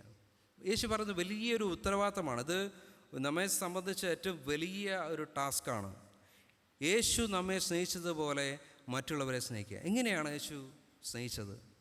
നമ്മൾ ഓരോ തിരുവത്താഴം നമ്മൾ വാഴ്ത്തുന്ന സമയത്തും നമ്മൾ പറയാറുണ്ട്, അവൻ ഒറ്റിക്കൊടുക്കപ്പെട്ട ആ രാത്രിയിൽ അപ്പം എടുത്തു, സ്തോത്രം ചൊല്ലി, നുറുക്കി അവർക്ക് കൊടുത്ത് പറഞ്ഞു, ഇതെൻ്റെ ശരീരം, ഇത് ഞാൻ നിങ്ങൾക്ക് നൽകുന്നു. അപ്പോൾ യേശുവിൻ്റെ സ്നേഹം അവിടെയാണ് കാണുവാനായിട്ട് സാധിക്കുന്നത്. യേശു ആ അപ്പം നുറുക്കിയ രാത്രി എന്ന് പറയുന്നത് ഒരു വളരെ പ്രധാനപ്പെട്ട ഒരു രാത്രിയാണ്. ആ രാത്രിയുടെ പ്രത്യേകത എന്ന് പറയുന്നത് അവൻ ഒറ്റിക്കൊടുക്കപ്പെട്ട രാത്രിയാണ്. അവൻ്റെ സ്വന്തം സുഹൃത്തിനാൽ ഒറ്റിക്കൊടുക്കപ്പെട്ട രാത്രിയിൽ അവൻ അപ്പം എടുത്തു. ആ രാത്രിയിൽ പറയുകയാണ്, ഇതെൻ്റെ ശരീരം, ഇത് നിങ്ങൾക്ക് വേണ്ടി നുറുക്കപ്പെടുന്ന എൻ്റെ ശരീരം, ഇത് ഞാൻ നിങ്ങൾക്ക് വേണ്ടി നൽകുന്നു. അപ്പോൾ യേശു എങ്ങനെയാണ് സ്നേഹിച്ചത്? തൻ്റെ ശരീരത്തെ നുറുക്കി നമുക്ക് നൽകിക്കൊണ്ട്, തൻ്റെ രക്തത്തെ ഒഴുക്കി നമുക്ക് നൽകിക്കൊണ്ടാണ് കർത്താവ് നമ്മെ സ്നേഹിച്ചത്. അതുകൊണ്ട് കൂട്ടുകാരന് വേണ്ടി തൻ്റെ സ്വന്തം ജീവൻ കൊടുക്കാത്തതിലും വലിയ സ്നേഹം വേറെയില്ല എന്ന് കർത്താവ് നമ്മെ പഠിപ്പിക്കുന്നു. ഇപ്പോൾ സ്നേഹത്തിൻ്റെ അറ്റം എവിടെയാണ് എന്ന് യേശുക്രിസ്തുവിലൂടെ നമ്മൾ നോക്കുന്ന സമയത്ത് അത് കാൽവറിയിലെ ക്രൂശാണ് എന്ന് കാണുവാനായിട്ട് സാധിക്കും. ക്രൂശില്ലാതെ ഒരു സ്നേഹമില്ല, ക്രൂശില്ലാത്ത ഒരു സൗഹൃദമില്ല എന്ന് കർത്താവ് നമ്മെ പഠിപ്പിക്കുകയാണ് ചെയ്യുന്നത്. ഈ സൗഹൃദത്തിൻ്റെ ബന്ധത്തിലാണ് നമ്മെ കർത്താവ് ഗുരുശിഷ്യ ബന്ധത്തിലേക്ക് വിളിച്ചിരിക്കുന്നത് എന്നുള്ള കാര്യം നമ്മൾ മനസ്സിലാക്കേണ്ടതായിട്ടുണ്ട്. ഒരു ജർമ്മൻ തിയോളജിയനായിരുന്ന ഡൈട്രിച്ച് ബോൺഹോഫർ. അദ്ദേഹത്തിൻ്റെ ഒരു പുസ്തകമുണ്ട്, ദ കോസ്റ്റ് ഓഫ് ഡിസൈപ്പിൾഷിപ്പ്. അത് മലയാളത്തിലേക്ക് പരിവർത്തനം ചെയ്തപ്പോൾ അതിനെ എഴുതിയത് വരിക ക്രൂശിക്കപ്പെടുക എന്നാണ്. കോസ്റ്റ് ഓഫ് ഡിസൈപ്പിൾഷിപ്പ് എന്നുള്ള പുസ്തകം, അല്ലെങ്കിൽ മലയാളത്തിൽ വരിക ക്രൂശിക്കപ്പെടുക. അപ്പോൾ അവിടെ ബോൺഹോഫർ പറയുന്നത് ക്രൂശില്ലാതെ ശിഷ്യത്വമില്ല. അത് കർത്താവായ യേശു ക്രിസ്തുവിൻ്റെ വാക്കുകൾ ഉദ്ധരിച്ചുകൊണ്ടാണ്. ഒരുത്തൻ എന്നെ അനുഗമിക്കാൻ ഇച്ഛിച്ചാൽ അവൻ തൻ്റെ ക്രൂശ് എടുത്തുകൊണ്ട് എന്നെ അനുഗമിക്കട്ടെ. അപ്പോൾ അദ്ദേഹം 2 തരം ഗ്രേസിനെ കുറിച്ച് പറയുന്നുണ്ട് ഡിസൈപ്പിൾഷിപ്പിൻ്റെ. അതായത് കോസ്റ്റ്ലി ഗ്രേസ്, ചീപ്പ് ഗ്രേസ്, 2 ഗ്രേസാണ്. അപ്പോൾ കോസ്റ്റ്ലി ഗ്രേസ് എന്ന് പറയുന്നത് നിങ്ങളുടെ ഡിസൈപ്പിൾഷിപ്പ് വിത്ത് ക്രോസ് ആണെങ്കിൽ അതാണ് കോസ്റ്റ്ലി ഗ്രേസ്, ദൈവകൃപയുടെ വ്യാപനമുള്ള ഡിസൈപ്പിൾഷിപ്പ്.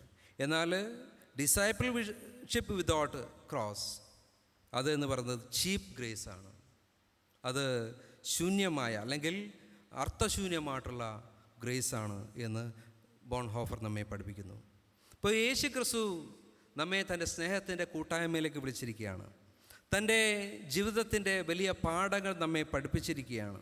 എങ്ങനെയാണ് ഉന്നത നിലവാരമുള്ള ഒരു സമൂഹമായിട്ട് നമ്മൾ കർത്താവിൻ്റെ ശിക്ഷണത്തിലൂടെ വളരേണ്ടത്, നമ്മൾ ജീവിക്കേണ്ടത്, നമ്മൾ പെരുമാറേണ്ടത് എന്നതിനെക്കുറിച്ചുള്ള വലിയ ഒരു പാഠം കർത്താവ് നമുക്ക് പഠിപ്പിച്ചിരിക്കുകയാണ് തൻ്റെ ജീവിതത്തിലൂടെ. അപ്പോൾ ഈ ഒരു ഉയർന്ന നിലവാരത്തിലേക്ക് വളരുവാനായിട്ട് നമുക്ക് സാധിക്കണം. ഒരു ക്രിസ്ത്യാനി എന്ന നിലയിൽ ഈ ഒരു ഹൈ ക്വാളിറ്റി നമ്മുടെ ജീവിതത്തിൽ മെയിൻറ്റെയിൻ ചെയ്യാനായിട്ട് കഴിയുന്നുണ്ടോ എന്ന് നമ്മൾ ചിന്തിക്കേണ്ടിയിരിക്കുന്നു. നമ്മൾ മറ്റുള്ളവർക്ക് കൊടുക്കുന്ന ഒരുപാട് സേവനങ്ങളുണ്ട്, ഒരുപാട് രീതിയിലുള്ള സഹവർത്തിത്വങ്ങളുണ്ട് മറ്റുള്ളവരുമായിട്ടുള്ള ബന്ധത്തിൽ. എത്രത്തോളം നമുക്ക് ഈ ക്വാളിറ്റി മെയിൻറ്റെയിൻ ചെയ്യാനായിട്ട് സാധിക്കുന്നുണ്ട്? ഈ ക്വാളിറ്റി എന്ന് പറയുന്നത് വളരെ ഇമ്പോർട്ടൻ്റ് ആയിട്ടുള്ള കാര്യമാണ്. നമ്മൾ ഒരാളോട് കുറച്ച് സമയം ചെലവിടുകയാണെങ്കിൽ ഏറ്റവും ക്വാളിറ്റിയുള്ള സമയം അല്ലെങ്കിൽ അവരുടെ ജീവിതത്തിൽ ഏറ്റവും ക്വാളിറ്റിയുള്ള നിമിഷങ്ങളാക്കി മാറ്റുവാൻ നമുക്ക് സാധിക്കണം. നമ്മൾ ഒരാളോട് സംസാരിക്കുകയാണെങ്കിൽ, ഏതെങ്കിലും രീതിയിൽ സംസാരിക്കുകയാണെങ്കിൽ ഏറ്റവും ക്വാളിറ്റിയുള്ള സംഭാഷണം അവരുമായിട്ട് നടത്തുവാനായിട്ട് സാധിക്കണം. ഏതെങ്കിലും സേവനം കൊടുക്കുകയാണെങ്കിൽ ഏറ്റവും ക്വാളിറ്റിയുള്ള സേവനത്തെ കൊടുക്കാനായിട്ട് സാധിക്കണം. അല്ലെങ്കിൽ ഏത് രീതിയിലാണെങ്കിലും നമ്മൾ മറ്റുള്ളവരുമായിട്ടുള്ള നമ്മുടെ എല്ലാ ബന്ധങ്ങളും ഇടപാടുകളും ഈ ക്വാളിറ്റി മെയിൻറ്റെയിൻ ചെയ്യാനായിട്ട് നമുക്ക് സാധിക്കണം. ഇപ്പോൾ എന്താണ് വിദ്യാഭ്യാസം എന്നതിനെക്കുറിച്ച് നമ്മൾ ഒന്നുകൂടി പരിശോധിക്കുന്ന സമയത്ത് ഈ ക്വാളിറ്റി ഇല്ലാതെ എത്ര വിദ്യാഭ്യാസം നേടിയിട്ടും എത്ര ഉയർന്ന സ്ഥലത്തേക്ക് പോയിട്ടും യാതൊരു കാര്യമില്ല. ക്വാളിറ്റി ഇല്ലാതെ എവിടെ പോയാലും, എത്ര ഉയർന്ന സ്ഥാനത്തേക്ക് പോയാലും, എത്ര വിദ്യാഭ്യാസം നേടിയാലും ആ ക്വാളിറ്റി ഇല്ലായ്മ അത് പ്രകടിപ്പിച്ചുകൊണ്ടേയിരിക്കും. അപ്പോൾ കർത്താവ് നമ്മെ പഠിപ്പിക്കുന്നത് ഈ ഒരു ഉയർന്ന ക്വാളിറ്റി എല്ലാ രീതിയിലും കാണിക്കാനാണ്. നമ്മുടെ എല്ലാ സ്വഭാവത്തിലും, എല്ലാ പെരുമാറ്റത്തിലും, എല്ലാ ഇടപാടുകളിലും ഈ ഒരു ഹൈ ക്വാളിറ്റി മെയിൻറ്റെയിൻ ചെയ്യാനായിട്ട് നമുക്ക് സാധിക്കണം എന്ന് കർത്താവ് നമ്മെ പഠിപ്പിക്കുകയാണ് ചെയ്യുന്നത്. അതുകൊണ്ട് നിങ്ങളെ ഞാൻ എൻ്റെ സ്നേഹിതരാക്കി മാറ്റിയിരിക്കുകയാണ്. നമ്മളിനി ഗുരുശിഷ്യ ബന്ധത്തിലുള്ള യാതൊരു തരത്തിലുമുള്ള അതിർവരമ്പുകളും നമുക്കിടയിലില്ല. നമ്മൾ വളരെ സ്നേഹിതരാണ്, ആഴമേറുള്ള സ്നേഹബന്ധത്തിലാണ് നമ്മൾ ജീവിക്കുന്നത്. അങ്ങനെ നിങ്ങളെ ഞാൻ പഠിപ്പിക്കുന്നത് നിങ്ങൾ ഇത്തരത്തിൽ ഞാൻ നിങ്ങളെ സ്നേഹിച്ചതുപോലെ മറ്റുള്ളവരെ സ്നേഹിക്കാനാണ്. എൻ്റെ ജീവിതത്തിൻ്റെ ക്വാളിറ്റി മറ്റുള്ളവർക്ക് കാണിച്ചു കൊടുക്കാനാണ് എന്ന് കർത്താവ് നമ്മെ പഠിപ്പിക്കുകയാണ് ചെയ്തത്. അപ്പോൾ നമ്മുടെ ജീവിതത്തിൽ നമ്മുടെ കുഞ്ഞുങ്ങൾ നാളെ മുതൽ വിദ്യാഭ്യാസം, പ്രത്യേകിച്ച് ഈ അക്കാഡമിക് ഇയർ ആരംഭിക്കാനായിട്ട് പോവുകയാണ്. ഒരു ചെറിയ ക്ലാസ് മുതൽ ഉയർന്ന ക്ലാസ് വരെ പഠിക്കുന്ന കുട്ടികളുടെ അവരുടെ വിദ്യാഭ്യാസം ആരംഭിക്കുകയാണ്. നന്നായിട്ട് മിടുക്കരായിട്ട് പഠിക്കുവാനായിട്ട് ദൈവം പ്രിയപ്പെട്ട മക്കളെ സഹായിക്കട്ടെ. അതുപോലെ തന്നെ നിങ്ങൾ പഠിക്കുന്ന എല്ലാവിധമായിട്ടുള്ള ഭൗതിക തലങ്ങളിലും ഉയർന്നു വരുവാനും ആ ഭൗതിക തലങ്ങളിലുള്ള നിങ്ങളുടെ വളർച്ച നിങ്ങളുടെ എല്ലാ പെരുമാറ്റത്തിലും, നിങ്ങളുടെ സ്വഭാവത്തിലും, നിങ്ങളുടെ വാക്കിലും പ്രവൃത്തിയിലും ഒക്കെ ഈ സമൂഹത്തിൽ ഹൈ ക്വാളിറ്റിയുള്ള സമൂഹമായിട്ട് വളരുവാനും കൂടി നിങ്ങൾക്ക് സാധിക്കണം. അതാണ് കർത്താവ് പറഞ്ഞത്, നിങ്ങൾ ഫലം പുറപ്പെടുവിക്കുക. ഫലം എന്ന് പറയുന്നത് എന്തിനാ? നല്ല മധുരമുള്ളതും നല്ല പോഷക ഗുണമുള്ളതുമായിരിക്കണം ഫലം എന്ന് പറയുന്നത്. മോശമുള്ള, നമുക്ക് മാർക്കറ്റിൽ പോയാൽ ഹൈ ക്വാളിറ്റിയുള്ള ഫ്രൂട്ട്സും ലഭിക്കും, അതുപോലെ തന്നെ ക്വാളിറ്റി ഇല്ലാത്തതും ലഭിക്കും. ക്വാളിറ്റി ഇല്ലാത്തത് ചെയ്യുന്നതായിരിക്കും, മോശമായിരിക്കും, അത് കിട്ടുന്നവനും കഴിക്കുന്നവരും ഒക്കെ ഒരുപാട് പ്രയാസങ്ങളും രോഗങ്ങളൊക്കെ ഉണ്ടാകും. എന്നാൽ ഹൈ ക്വാളിറ്റി ഉള്ള എല്ലാ ഫ്രൂട്ട്സാണ് നമ്മളെപ്പോഴും ആഗ്രഹിക്കുന്നത്. നിങ്ങളെ സംബന്ധിച്ചും ദൈവം ആഗ്രഹിക്കുന്നത് ഹൈ ക്വാളിറ്റി മെയിൻറ്റെയിൻ ചെയ്യുക എന്നുള്ളതാണ്. അതിനുവേണ്ടി ദൈവത്തിൻ്റെ പരിശുദ്ധാത്മാവ് നമ്മെല്ലാവരെയും സഹായിക്കുകയും ശക്തീകരിക്കുകയും ചെയ്യുമാറാട്ടെ. ആമേൻ.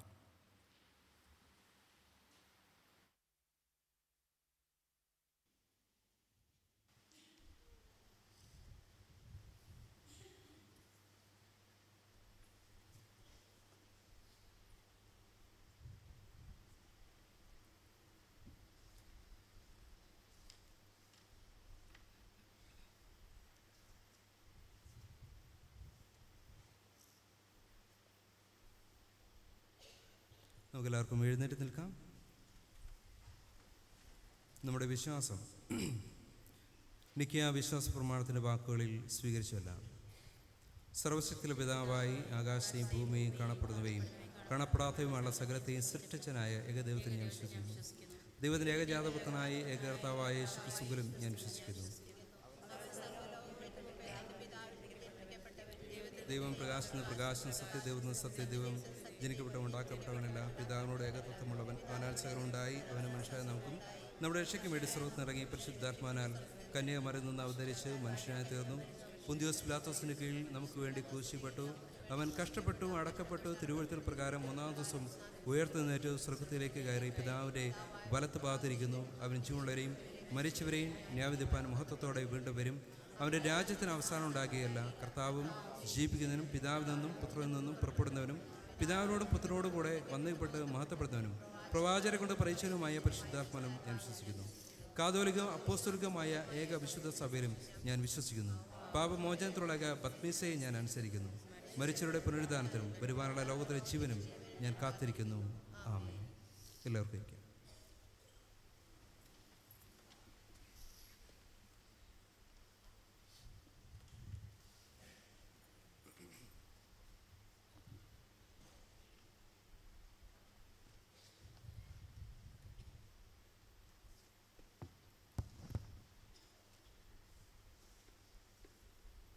സഭയോട് അറിയിക്കാനായിട്ടുള്ള കാര്യങ്ങൾ. കഴിഞ്ഞ ആഴ്ചയിൽ പൊതു വഴിപാടായിട്ട് ലഭിച്ചത് 7272 രൂപ. ജന്മദിന സ്തോത്രദാനമായിട്ട് ലഭിച്ചത് 2130 രൂപ. ബൈബിൾ സൊസൈറ്റിക്ക് വേണ്ടി ലഭിച്ചത് 50 രൂപ. പുർ ഫണ്ടിലേക്ക് ലഭിച്ചത് 3200 രൂപ. 31/5/2024 വെള്ളിയാഴ്ച പ്രാർത്ഥനയിൽ ലഭിച്ചത് 340 രൂപ. അങ്ങനെ ആകെ ലഭിച്ചത് 12,992 രൂപ.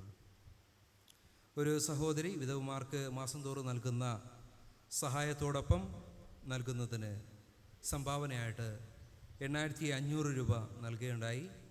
ആ പ്രിയപ്പെട്ട സഹോദരിയോടും കുടുംബത്തോടുമുള്ള സഭയുടെ നന്ദി സ്നേഹവും ഞാൻ സമയത്ത് ദൈവനാമത്തിൽ അറിയിക്കട്ടെ. അതുപോലെ മറ്റൊരു സഹോദരി ഇതുപോലെ തന്നെ വിധവ സഹായത്തോടൊപ്പം 50 രൂപ കൂടി കൂട്ടി നൽകുന്നതിന് വേണ്ടി 1700 രൂപ നൽകിയിട്ടുണ്ട്. അവരോടുമുള്ള സഭയുടെ നന്ദി സ്നേഹവും സമയത്ത് അറിയിക്കുന്നു. ദൈവം നിങ്ങളെ അനുഗ്രഹിക്കുമാറാട്ടെ. പതിവ് പോലെ വെള്ളിയാഴ്ച ദിവസം രാവിലെ 10:30 മണിക്ക് ഉപവാസ പ്രാർത്ഥനയും വൈകുന്നേരം 7 മണിക്ക് വെള്ളിയാഴ്ച കൂട്ടായ്മ പ്രാർത്ഥനയും ഉണ്ടായിരിക്കുന്നതാണ്. കഴിഞ്ഞ എല്ലാവരും ഈ പ്രാർത്ഥനകളിൽ പങ്കെടുക്കണമേ എന്ന് അറിയിക്കുന്നു. SSLC +2 ഫുൾ A+ കിട്ടിയവരും അതുപോലെ CBSE റിസൾട്ട് വന്ന കുട്ടികളും അവരുടെ മാർക്ക് ലിസ്റ്റ് ഇനിയും തരാത്തവരുണ്ടെങ്കിൽ ഈ ബുധനാഴ്ചയ്ക്കുള്ളിൽ ബുധനാഴ്ചയോട് കൂടി അത് ചെയർമാനെ ഏൽപ്പിക്കണമേ എന്ന് അറിയിക്കുന്നു. നമ്മുടെ സൺഡേ സ്കൂൾ ഇന്ന് പുനരാരംഭിക്കുകയാണ്. എല്ലാ സൺഡേ സ്കൂൾ കുട്ടികളും ആരാധനയ്ക്ക് ശേഷം സൺഡേ സ്കൂളിൽ പങ്കെടുക്കുകയും തുടർന്നുള്ള ക്ലാസ്സുകളിൽ അറ്റൻഡ് ചെയ്യുകയും ചെയ്യണമെന്ന് ദൈവനാമത്തിൽ അറിയിക്കുന്നു. സൺഡേ സ്കൂളിൻ്റെ രജിസ്ട്രേഷൻ്റെ അതുപോലെ ബുക്കിൻ്റെ പണം അടയ്ക്കാനുള്ളവർ എത്രയും പെട്ടെന്ന് അടയ്ക്കുകയും ടീച്ചേഴ്സ് അത് കുഞ്ഞുങ്ങളുടെ കയ്യിൽ നിന്ന് വാങ്ങിക്കുകയും ചെയ്യണമെന്ന് ദൈവനാമത്തിൽ അറിയിക്കുന്നു.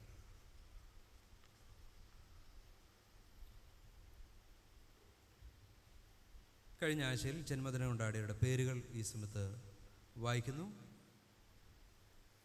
Sara Elizabeth Pallatt, Joyce Leena Mukkipparamba, Mini Reginald Koyappa, Cinderella IV Chittayakam, Shairesh Neville VP House, Babitha Asharipparambil, Dilsha Libeesh Montrol, Shiju Ansley Ullattil, Abel Sujumon Parangath, Bibin Joseph Anthuruvalappil, Ashin Sunil Pandaraparambil, Steena David Olive മൗണ്ടിൽ, ആനി മെറ്റിൽഡ ചെമ്പോട്ടിൽ, മെറീന ബേബി ആന്തൂരുവളപ്പിൽ, സിസിൽ ജോൺസ് അമേങ്കര, ബോബി തോമസ് ഒലിവ് മൗണ്ടിൽ, രഞ്ജിത്ത് ഹാരിസൺ കാരാട്ട്, സുധീഷ് കുമാർ വില്യം തയ്യിൽ, സിന്ധു ചാർലി പൊന്നാങ്കുഴി, റോമില വയലറ്റ് മാടായി, റോന റോബർട്ട് അനങ്കാട്, അലീഷ സോന എസ് ജാനറ്റ്, ആൻഷ സന എസ് ജെനിഫർ, ആൻസൺ ജോഷ്വിൻ, ഗോഡ്ലീവ് സുകുമാരൻ ആന്തൂരുവളപ്പിൽ,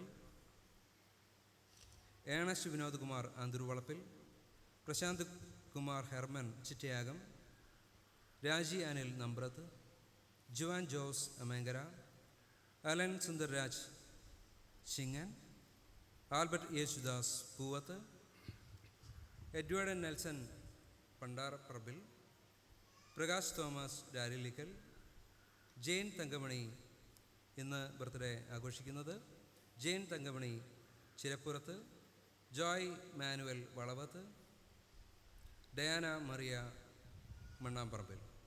ഈ പ്രിയപ്പെട്ടവരെ നമുക്ക് പ്രാർത്ഥനയിൽ ഓർക്കാം. അതുപോലെ കഴിഞ്ഞ ആഴ്ചയിൽ വിവാഹ വാർഷികം കൊണ്ടാടിയവരെയും മറ്റ് പലവിധമായിട്ടുള്ള ദൈവകൃപകൾ അനുഭവിച്ചവരെയും നമുക്ക് പ്രാർത്ഥനയിൽ ഓർക്കാം. 21-ാം ഗീതത്തിൻ്റെ അവസാനത്തെ ചരണം പാടാം. അനുഗമിക്കുന്ന നന്മകൾ എൻ ജീവനാളല്ല.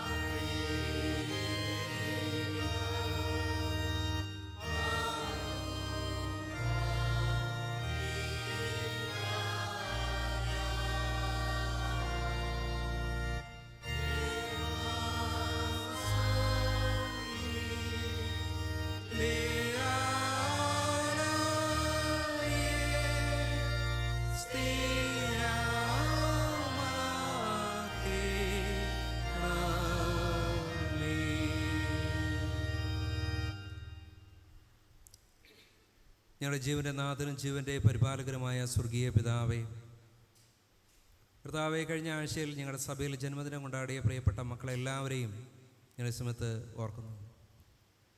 കഴിഞ്ഞൊരു വർഷം മുഴുവൻ ദൈവത്തിൻ്റെ അളവറ്റ കരുണയും കാവലും കൂട്ടായ്മയും പ്രിയ കുഞ്ഞുങ്ങളോട് കൂടെയിരുന്നു.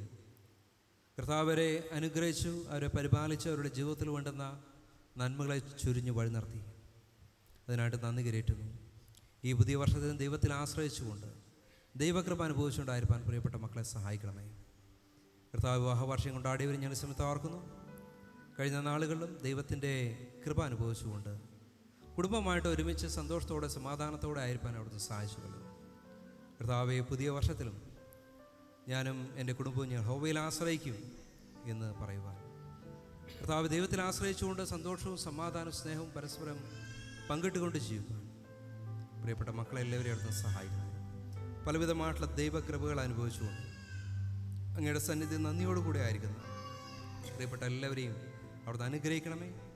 തുടർന്ന് ദൈവത്തിൽ ആശ്രയിച്ചുകൊണ്ട് ജീവിക്കാൻ കർത്താവ് അവിടുന്ന് സഹായിക്കണമേ. പ്രാർത്ഥന കേൾക്കുന്നതിനായ സ്തോത്രം. യേശു ക്രിസ്തുവിൻ്റെ ധന്യമുള്ള നാമത്തിൽ തന്നെ ആമേൻ.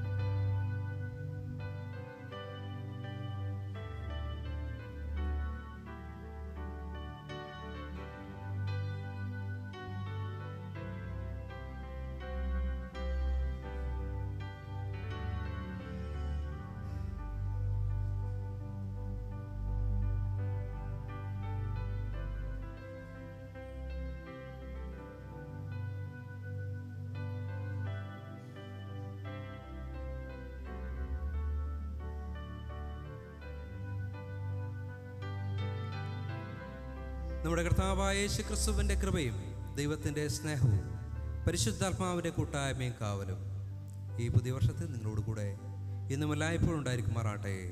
ആമേൻ.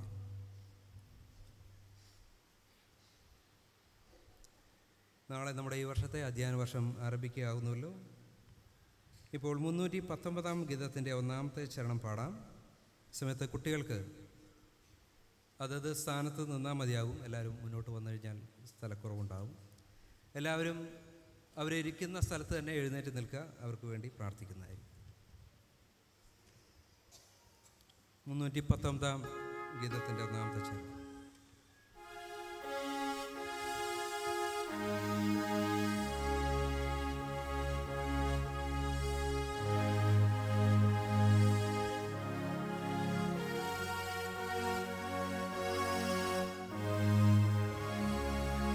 കുട്ടികൾക്ക് എഴുന്നേറ്റ് നിൽക്കാം.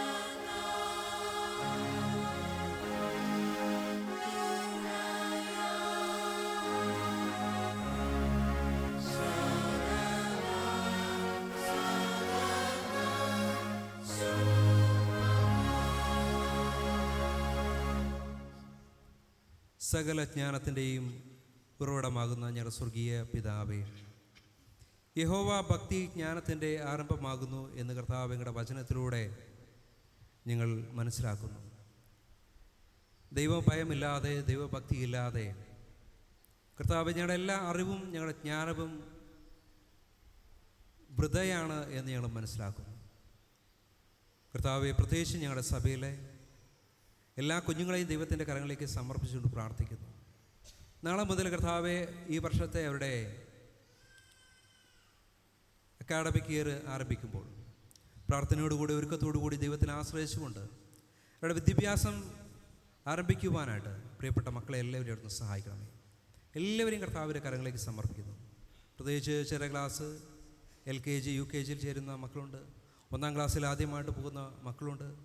ഒരു സ്റ്റാൻഡേർഡിൽ നിന്ന് പുതിയൊരു ക്ലാസ്സിലേക്ക് ജയിച്ചു വന്നിരിക്കുന്ന മക്കളുണ്ട്. എല്ലാവരെയും കർത്താവിൻ്റെ കരങ്ങളിലേക്ക് സമർപ്പിക്കുന്നു. അവിടുന്ന് അനുഗ്രഹിക്കുമാറണമേ. ദൈവത്തിൽ ആശ്രയിച്ചുകൊണ്ട്, ദൈവകൃപ അനുഭവിച്ചുകൊണ്ട്, ദൈവത്തിൻ്റെ ജ്ഞാനം അനുഭവിച്ചുകൊണ്ട് നന്നായിട്ട് പഠിക്കുവാൻ, നല്ല കുഞ്ഞുങ്ങളായിട്ട് വളർന്നു വരുവാൻ എല്ലാവരെയും അവിടുന്ന് അനുഗ്രഹിക്കുമാറണമേ. പ്രാർത്ഥന കേൾക്കുന്നതിനായി സ്തോത്രം. യേശു ക്രിസ്തുവിൻ്റെ ധന്യമുള്ള നാമത്തിൽ തന്നെ ആമേൻ. എല്ലാവർക്കും ഇരിക്കുക.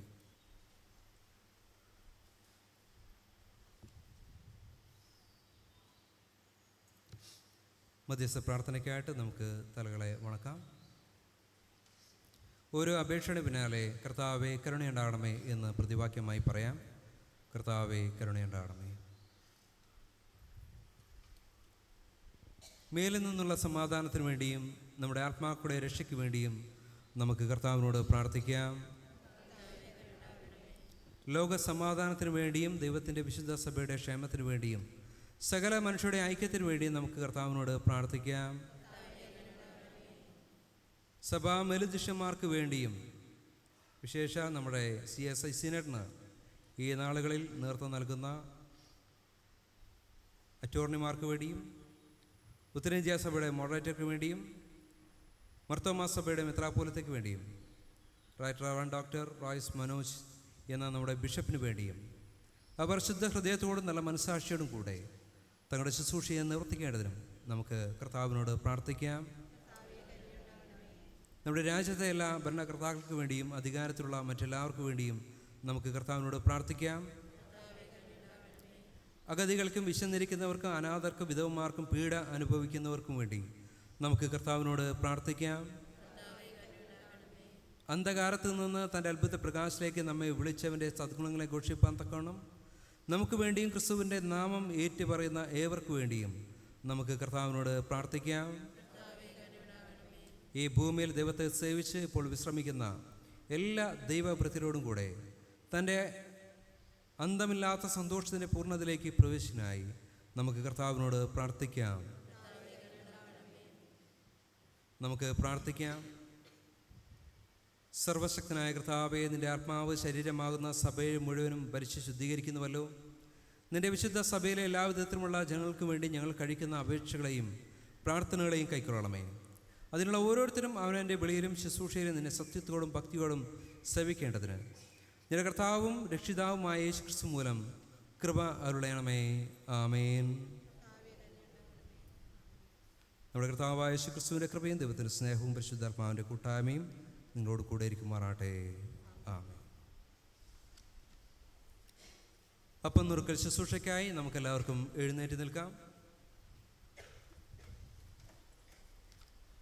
ഇതാ സഹോദരന്മാർ ഒത്തൊരുമിച്ച് വസിക്കുന്നത് എത്ര ശുഭവും എത്ര മനോഹരമാകുന്നു.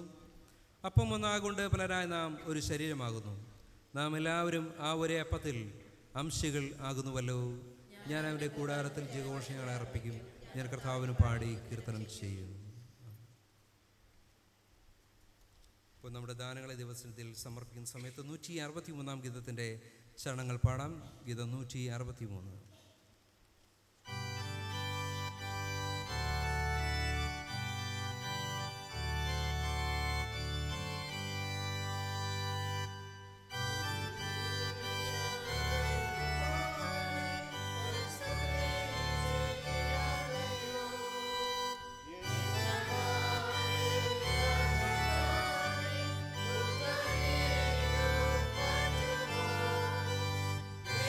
Amen.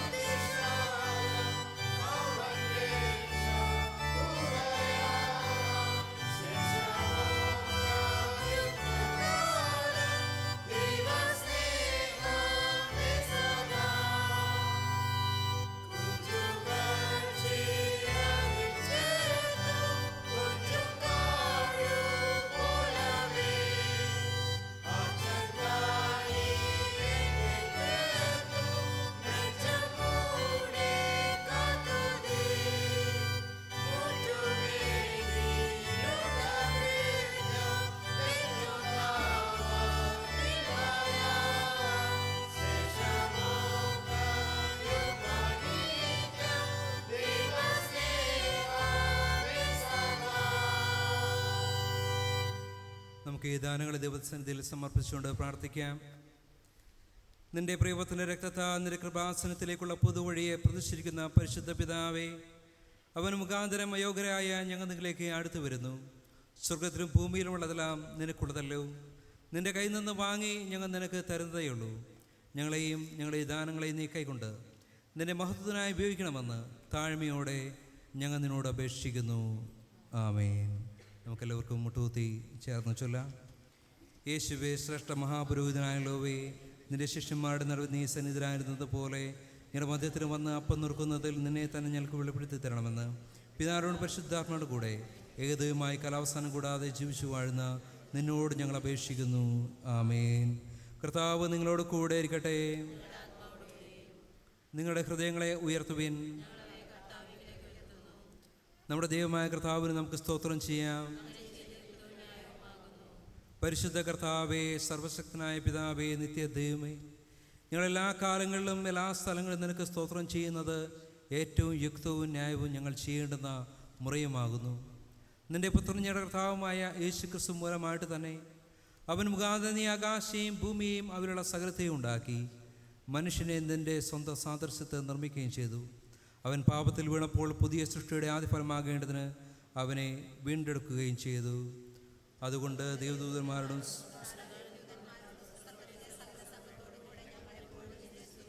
സൈന്യങ്ങളുടെ ദൈവമായ കർത്താവ് പരിശുദ്ധൻ പരിശുദ്ധൻ പരിശുദ്ധൻ, ആകാശവും ഭൂമിയും നിന്റെ മഹത്വം കൊണ്ട് നിറഞ്ഞിരിക്കുന്നു.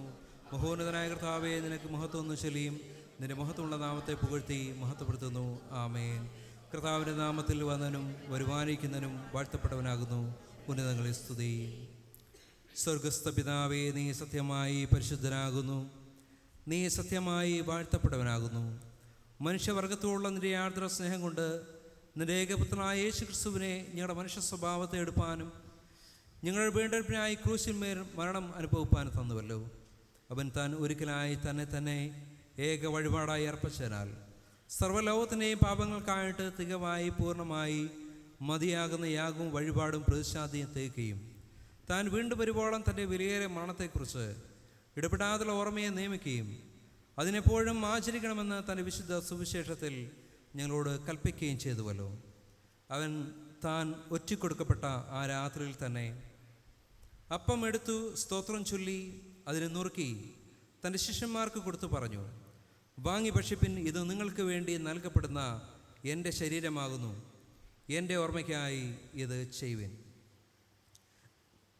അത്താഴം കഴിഞ്ഞതിന് ശേഷം അപ്രകാരം തന്നെ അവൻ പാനപാത്രം എടുത്തു, സ്തോത്രം ചൊല്ലി അവർക്ക് കൊടുത്തു പറഞ്ഞു, നിങ്ങളെല്ലാവരും ഇതിൽ നിന്ന് കുടിപ്പിൻ. എന്തെന്നാൽ ഇത് നിങ്ങൾക്ക് വേണ്ടിയും അനേകർക്ക് വേണ്ടിയും പാപമോചനത്തിനായിട്ട് ചുരിയപ്പെടുന്ന പുതിയ നിയമത്തിലുള്ള എൻ്റെ രക്തമാകുന്നു. ഇതിനെ നിങ്ങൾ കുടിക്കുമ്പോഴൊക്കെയും എൻ്റെ ഓർമ്മയ്ക്കായി ചെയ്യുവിൻ. ആമേൻ. കർത്താവേ, ഇതിൻ്റെ മരണത്തെ ഞങ്ങൾ കൊണ്ടാടുന്നു. ഇതിൻ്റെ ഉയർപ്പിനെ ഞങ്ങൾ ഏറ്റുപറയുന്നു. ഇതിൻ്റെ രണ്ടാമത്തെ വരവിനെ അതുകൊണ്ട് പിതാവേ, നിന്റെ കർത്താവായ നിന്റെ പുത്രൻ്റെ വിലയേറെ മരണത്തെയും കഷ്ടപ്പാടിനെയും അവന് മഹത്വമുള്ള പുനരുദ്ധാനത്തെയും സ്വർഗാരണത്തെയും ഓർത്തുകൊണ്ടും അവന് നീ ഞങ്ങൾക്കായി സമ്പാദിച്ച പൂർണ്ണ വീണ്ടെടുപ്പിനായി ഞങ്ങൾ നിനക്ക് സ്തോത്രം ചെയ്തുകൊണ്ടും അവൻ കൽപ്പിച്ച പ്രകാരം അവൻ വരുവോളം അവൻ്റെ ഓർമ്മയ്ക്കായി നിന്റെ ദാസരായ ഞങ്ങൾ ഇതിനെ ചെയ്യുന്നു.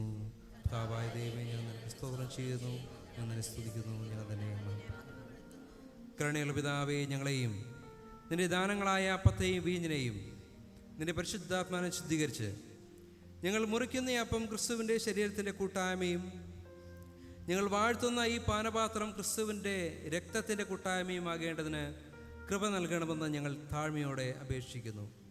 അങ്ങനെ അവനിൽ യോജിക്കപ്പെട്ട് ഞങ്ങളെല്ലാവരും വിശ്വാസത്തിന് ഐക്യം പ്രാപിച്ച് നിന്റെ കർത്താവെന്ന മശിയ എന്ന തലയാകുന്ന അവങ്കലേക്ക് സകലത്തിലും വളരേണ്ടതിന് കൃപ നൽകണമേ. അവൻ മൂലമായും അവനോട് കൂടെയും പരിശുദ്ധാത്മാവിൻ്റെ ഐക്യത്തിൽ സർവശക്തനായ പിതാവേ, നിനക്ക് സകല ബഹുമാന മഹത്വവും കാലാവസാനം കൂടാതെ ഉണ്ടായിരിക്കട്ടെ. ആമേൻ. നമ്മുടെ രക്ഷിതാവായ ക്രിസ്തു ആജ്ഞാപിക്കുകയും പഠിപ്പിക്കുകയും ചെയ്ത പ്രകാരം നാം ധൈര്യത്തോടെ പ്രാർത്ഥിച്ചു ചൊല്ലുന്നു. സ്വർഗസ്ഥനായ ഞങ്ങളുടെ പിതാവേ, നിന്റെ നാമം വിശദീകരിക്കപ്പെടണമേ, നിന്റെ രാജ്യം വരണമേ, നിന്റെ ശുശ്രൂഷത്തിലെ പോലെ ഭൂമിയിലും ആകണമേ. ഞങ്ങൾക്ക് ആവശ്യമുള്ള ആഹാരം ഇന്ന് തരണമേ. ഞങ്ങളുടെ കടങ്ങളെ ഞങ്ങളോട് ക്ഷമിക്കണമേ. ഞങ്ങൾ പരീക്ഷയിൽ കടത്താതെ ദുഷ്ടം ഞങ്ങൾ വിടുവിക്കണമേ. രാജ്യവും ശക്തിയും മഹത്വവും എന്നേക്കും നിനക്കുള്ളതല്ലോ. ആമേൻ. നമ്മെ തന്നെ ഒരിക്കൽ കൂടി ദൈവത്തിൻ്റെ സന്നിധിയിൽ വിനയപ്പെടുത്താം. നിങ്ങൾ അധികം ഫലം കായ്ക്കേണ്ടതിന് ഇത് ഞാൻ നിങ്ങളോട് പറയുന്നു എന്ന് കർത്താവ് നമ്മോട് പറഞ്ഞു. നമ്മെ സ്നേഹിച്ച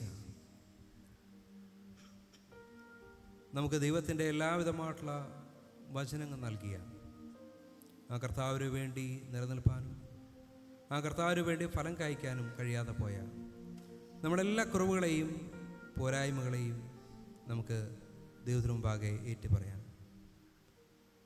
തുറന്നു വരുന്ന വിനയപ്രാർത്ഥനയിൽ നമുക്ക് ഒരുമിച്ച് പങ്കുചേരാം.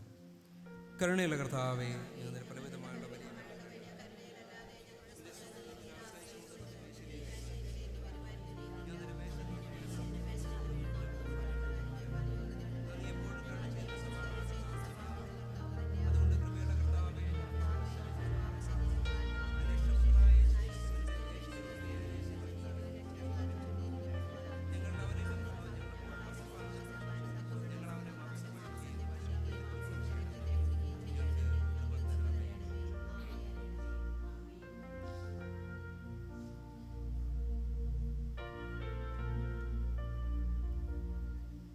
നാം നുറുക്കുന്ന അപ്പം ക്രിസ്തുവിൻ്റെ ശരീരത്തിൻ്റെ കൂട്ടായ്മ അല്ലയോ?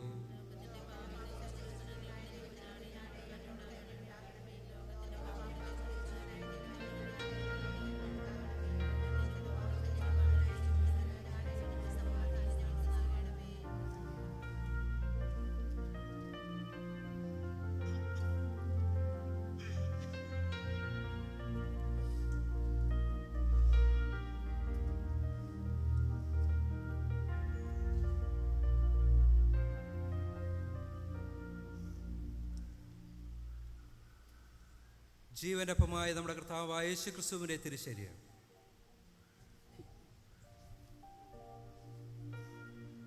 സത്യമന്ദിരനായ നമ്മുടെ കർത്താവായ യേശു ക്രിസ്തുവിൻ്റെ തിരുരക്തം കർത്താവിൻ്റെ തിരുമേശ ഒരുക്കപ്പെട്ടിരിക്കുന്നു. ഏവർക്കും ഇതിൽ